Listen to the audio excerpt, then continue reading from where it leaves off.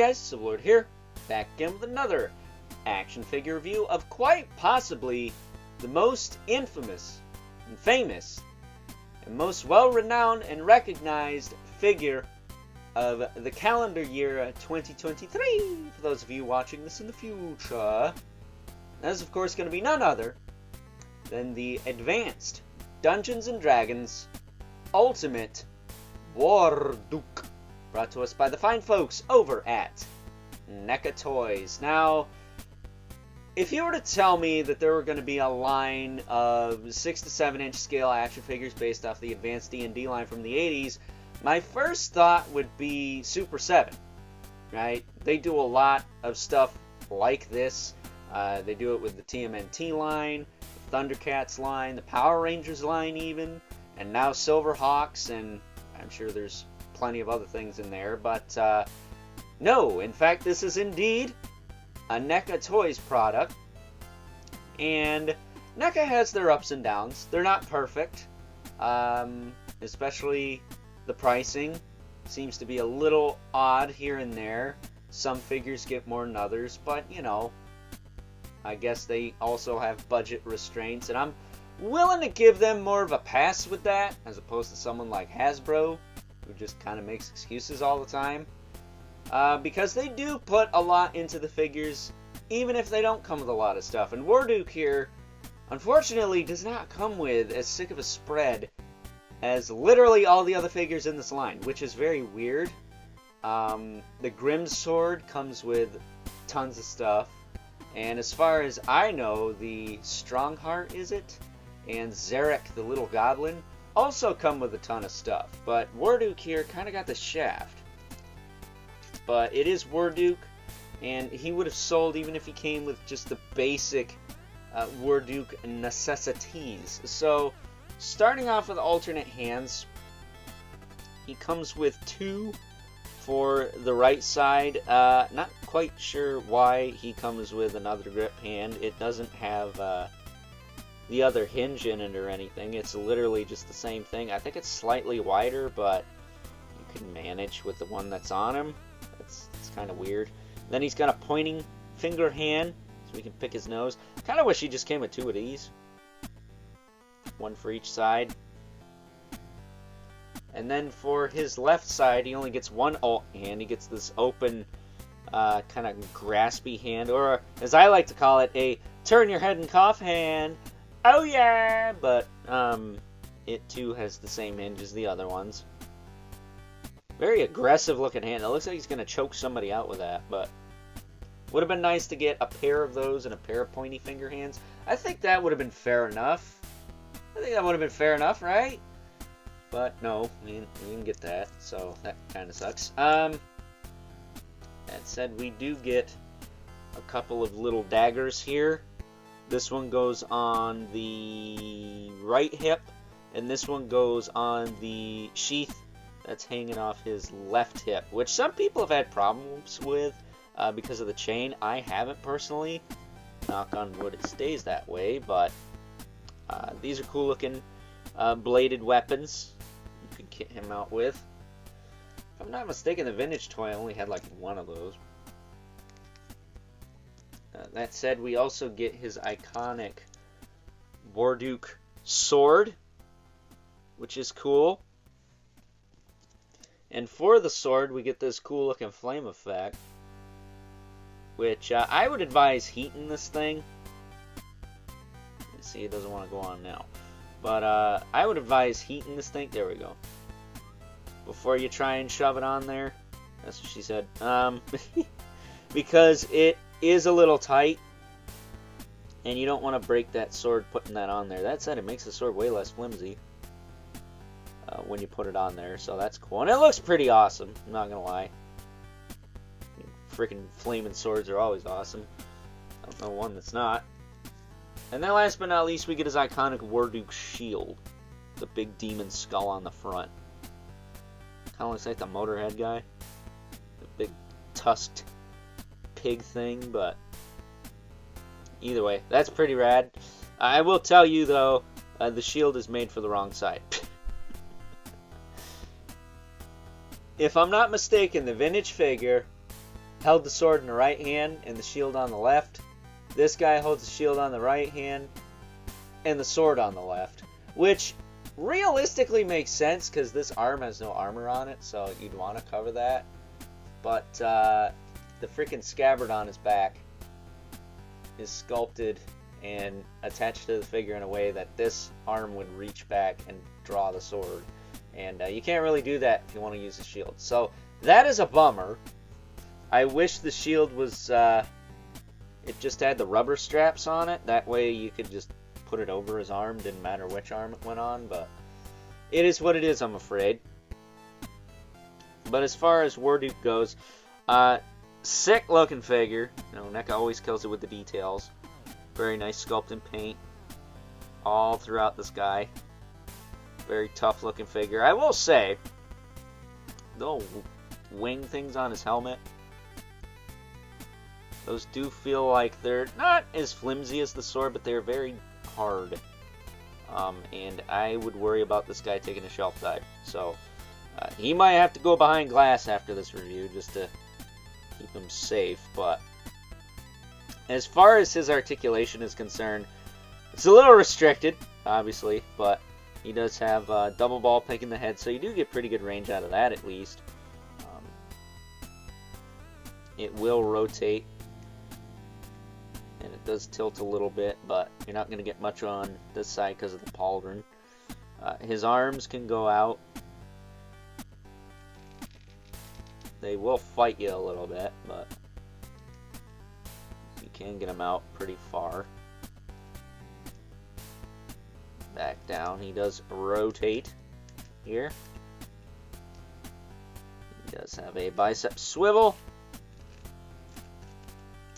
Single jointed elbow that gets you a little more than 90, so that's good, at least on that side. What about the other side? Yeah, you get more than 90 on both sides, so that's good. Which, you know, it's not impossible with a single joint, but usually most companies F that up, so it's nice to see that NECA's learned things.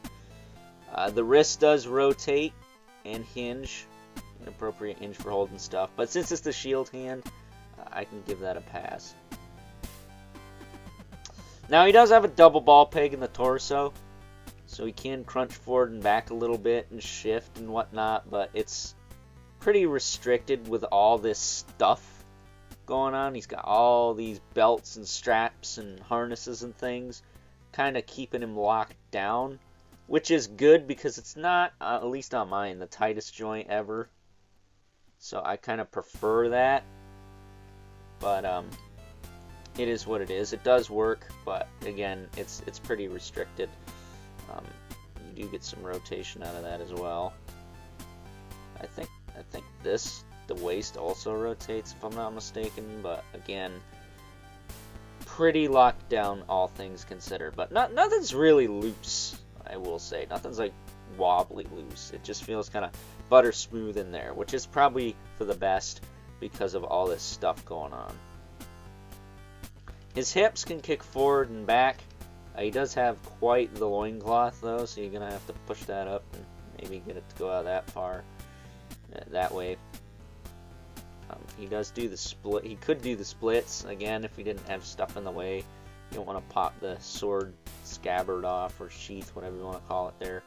He does have a thigh cut. He does have rotation in the knee, as well as a hinge, which again gets you a little bit more than 90, so that's impressive. Popping that back into place. He does have a boot cut, as well as a hinge in the foot and a rocker. So pretty well articulated, you know, not bad, but not the best by any means. So why don't we actually kit this guy out a little bit here. I'm going to start with the little dagger that's a little tricky to get in there. There's one. I'm not even gonna bother trying to put that shield on. I need a hair dryer for that, but this blade can go over here, and you can see this is hanging off a little chain, so you want to be careful with that, because it could potentially fall off, and you don't want to tear it up here especially. So I haven't had problems with mine. Again, knock on wood, it stays that way, but I have seen people have trouble with that in the past before, though. And then for the sword, you can pop this little flame thingy off and sheathe that in the scabbard on the back. At least in theory.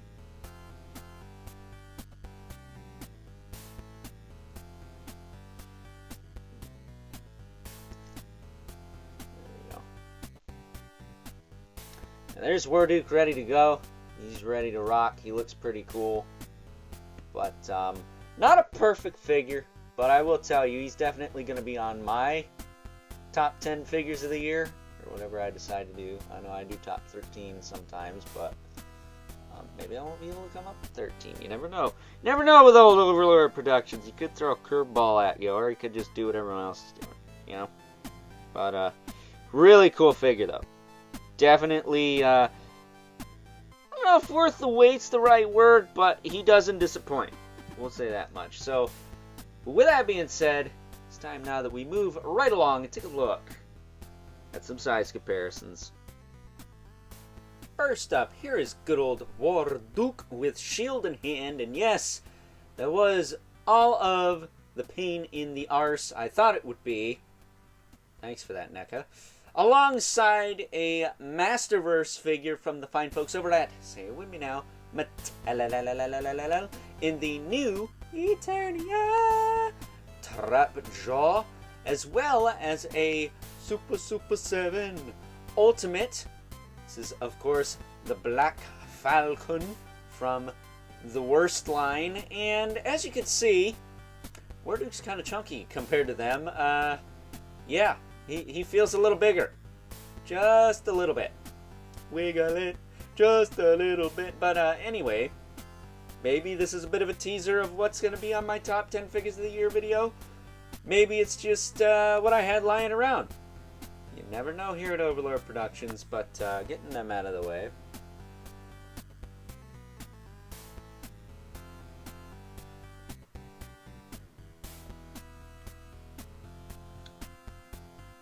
Can now bring in our two regulars, because A, it wouldn't be one of my videos without them, and B, they're kind of the other two dominant toy lines that I regularly feature on this channel. Okay, Brother Mandibulous's foot is like twisted and everything. What happened there? Stupid thing. Of course, we have the Mythic Legion's Brother Mandibulus as Mythic Legion's representation. Again, he feels a little bigger in 7-inch, doesn't he? That's what she said. And we have the infamous 11 Spawn, who is about neck and neck with old Warduke here. So finally something he doesn't tower over. But since he is as big as he is, he's still getting pushed off screen a little bit there. So there we go. That's a little better. But with that being said, it's time now that we wrap things up. Some final thoughts. Overall, and is the NECA Toys Advanced D&D Ultimate Warduke a perfect figure? No. Is it a good figure? Yes. Because at the end of the day, if you're looking for perfect figures 110% of the time, you're going to be disappointed pretty much 110% of the time, if not at the very least 100% of the time, because nothing in life's perfect.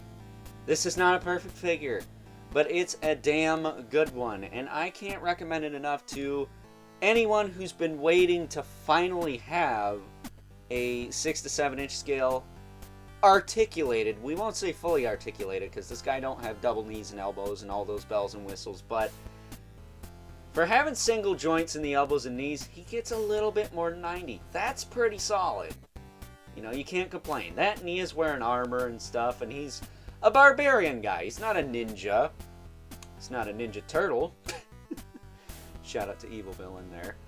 And he's not really a character I see doing all kinds of crazy poses. I think some posing like this, or some amalgamations and variations of this, is acceptable for this type of character. Would it be nice to have a little bit more articulation? Absolutely.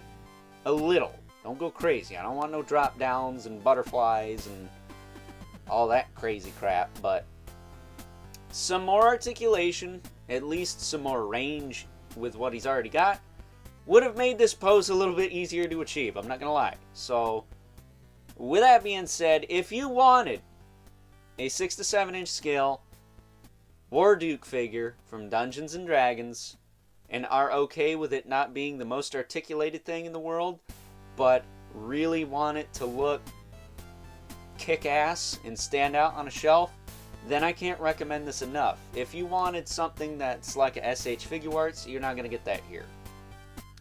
But when the heck are we going to get another chance at Warduke? I'm not sure. I think NECA could give this guy a second release with some more hands. Really, I think that is the biggest flaw with this figure. He does not have the hand spread that the other figures have. Like 2 open hands, 2 pointy finger hands, and maybe a couple of fist hands would be nice. And some appropriate hinges on those grip hands. So, with that being said, I hope you guys enjoyed this review. And until next time, I'll catch you guys later.